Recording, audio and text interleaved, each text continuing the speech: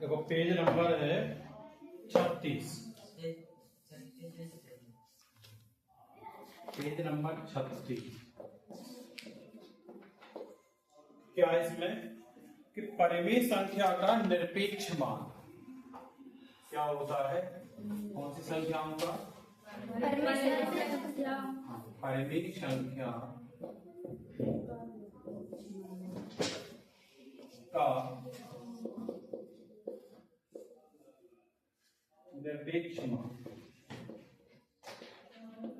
निरपेक्ष मान का मतलब होता है कि कोई भी परिमेय संख्या हो, चाहे वो हमारे धन में हो या ऋण में हो, उसका मान हमेशा धन में ही आए। क्या बताया हमने? कोई भी संख्या हो, आपकी परिमेय संख्या हो, उसका मान अगर पहले से धन में है तब भी उत्तर हमारा धन में रहेगा। अगर उसका मान ऋण में है तो फिर उसका उत्तर धन में ही रहेगा।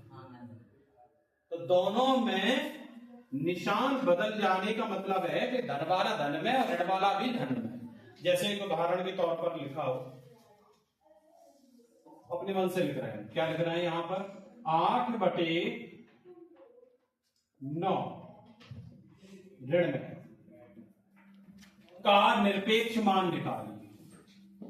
का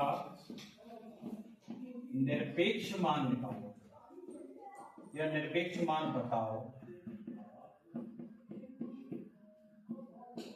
चलो निरपेक्ष मान बताते हैं। क्या है कि ऋण के 8/9 का निरपेक्ष मान निकालेंगे तो इस तरीके का निशान बनाएंगे, उसको इस तरीके से दो लाइनों के बीच में लिखेंगे और उसका उत्तर क्या होगा?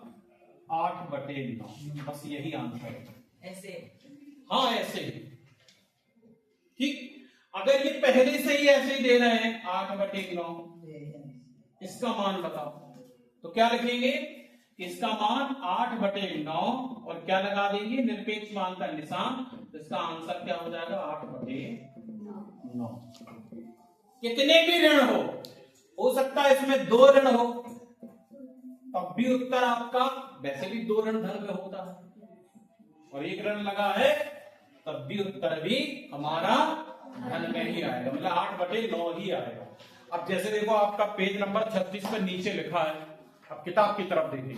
जब हम किताब में बताएं तो आप किताब की तरफ देखा करो। क्या है कि देखो धन 5 का निरपेक्ष मान, धन 5 मोड़ करके लिखा है, 2 लाइन खींच के लिखा है, बराबर 5। ऋण 5 का निरपेक्ष मान, 0 का निरपेक्ष मान। 0 का भी धन और ऋण में नहीं होता, 0 होता है। ठीक, समझ में आया ना? कोई भी संख्या कैसी भी हो, अगर वो धन में है, ऋण में है, कोई भी संख्या हो, वो हमारा मान किसमें होगा? 8/9 धन में ही रहेगा। परिमेय संख्याओं में। चलो ठीक है, देखते हैं क्या लिखा है। 5/7 अगले वाले पेज पर का निरपेक्ष मान 5/7। ऋण के 5/7 उसका मान 5/7 ही रहेगा। ठीक, लिखा भी यही। क्या? किसी भी परिमेय संख्या का निरपेक्ष मान कभी भी कैसा नहीं होता? ऋणात्मक नहीं होता है। प्रत्येक शून्यंतर संख्या का निरपेक्ष मान हमेशा धन में होता है। 0 का 0 ही रहता है, धन में ही रहता है। परिमेय संख्या 0 का निरपेक्ष मान 0 ही रहता है। अगर धन में है तब भी धन में, ऋण में है तब भी धन में, उसका निरपेक्ष मान होगा। अब जैसे देखो निम्नांकित के कुछ उदाहरण दिए गए हैं। 3/7 का देखो हल में पहले वाले में 3/7 लिखा है। ऋण के 5/12 का देखो 5/12 लिखा है। 2 बार ऋण लगा, ऋण 12/7 का भी मान 12/7 ही लिखा रहेगा। 0 रखा है तो 0 का मान, तो आप कुछ प्रयास कीजिए, कर सकते हैं। उदाहरण नंबर 2 अब थोड़ा सा इंपॉर्टेंट है, ये हम अब बता नहीं रहे, हमें लगता है कि आप लोग लिखेंगे भी नहीं तब भी आपको समझ में आ जाएगा, क्योंकि ज्यादा वैसा नहीं है। ठीक, अब ध्यान से देखेंगे उदाहरण नंबर 2, वेरी वेरी इंपॉर्टेंट, आगे वाली क्लासों में भी रहेगा तुम्हारे। अगर आपने कक्षा 8 कक्षा 7 कक्षा 6 अच्छे से पढ़ी तो बिना आप पढ़े हुए हाई स्कूल में 90% नंबर ला सकते हो, तो गणित में तो निश्चित है। लेकिन आप पढ़ोगे तभी तो, जब आप 6, 7, 8 पढ़ के नहीं गए। जैसे आप 6, 7, 8 कब कंप्लीट होगी, जब आपको 5 तक का आता है, 5 तक पढ़ के नहीं आते। ठीक, चलो देखते हैं क्या लिखा है। सविता ने, उदाहरण नंबर एग्जाम्पल है हमारा पेज नंबर 37 पर, क्या है कि सविता ने x बराबर, जहां जहां x मिल जाए हमको वहां पर लिखेंगे ऋण के 4/5। सवाल में माने कहीं पे भी मुझे x दिख जाएगा, मैं उसकी जगह पे लिखूंगा ऋण के 4/5। ठीक, दूसरा y, अगर सवाल में y दिखेगा हमको तो y की जगह पर हम क्या लिखेंगे 3/7। इसमें 3 सवाल दिए गए हैं। नेक्स्ट पेज पर क्या लिखा है देखो। पहला सवाल हम सीधा बताएंगे, तीसरा, पहला नहीं बताएंगे। क्या लिखा है, x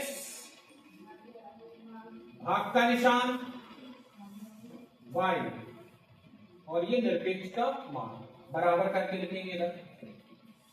क्या लिखा, x निरपेक्ष मान भाग y निरपेक्ष मान, यही तो लिखा है। चलो देखते हैं। हमने क्या बताया, कहीं पे भी कैसा भी कंडीशन हो, हमें तो सवाल में ये देखना है कि उस सवाल में x कहां है, और x की जगह पर हम क्या लिखेंगे ऋण के 4/5। चलो लिखेंगे ऋण के 4/5, ये निशान, ठीक है, और ये भाग का निशान y दिख रहा है, तो y की जगह पे क्या लिखेंगे हम 3/7, ये हमारा निशान। चलो इसको पहले हल करते हैं, इस तरफ को हल करते हैं।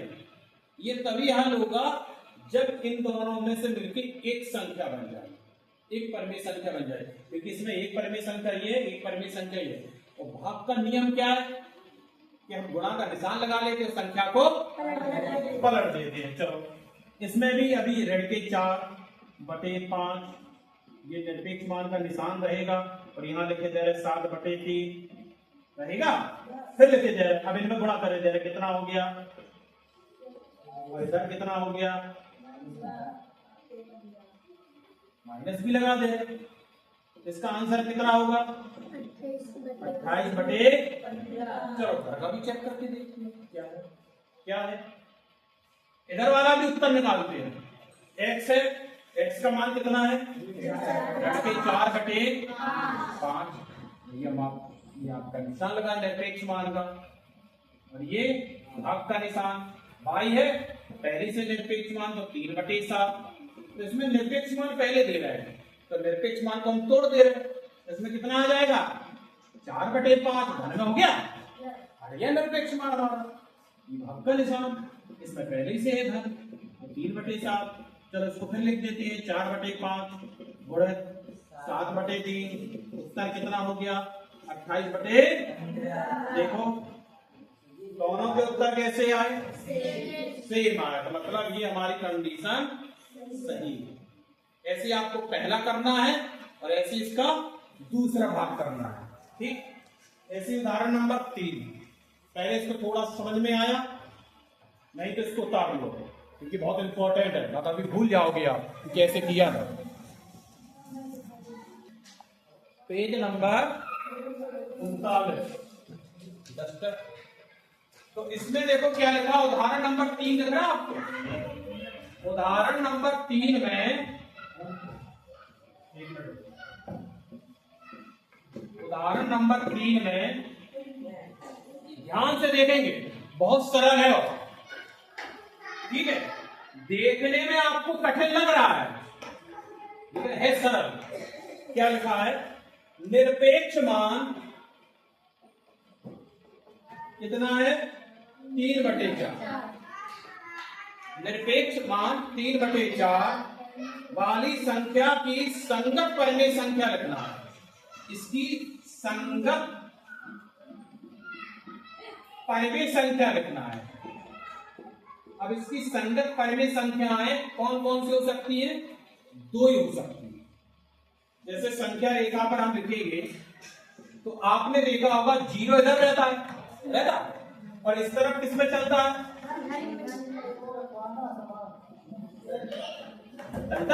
और इस तरफ किसमें चलता है? ऋण में चलता है। अगर इन सबके नीचे हम 4 लिख दें, इधर भी हम लिख दें, इधर भी क्या लिख दें हम? 4 लिख दें। तो इससे मिलती जुलती आपकी शकल कहां मिल रही है? एक तो ये मिल रही है धन में, और एक कहां मिल रही है? ऋण में। तो इसके निरपेक्ष मान कितने हो गए? एक हो गया 3/4 और दूसरा हो गया ऋण 3/4। हम इसको ऐसे भी लिख सकते प्लस माइनस 3/4।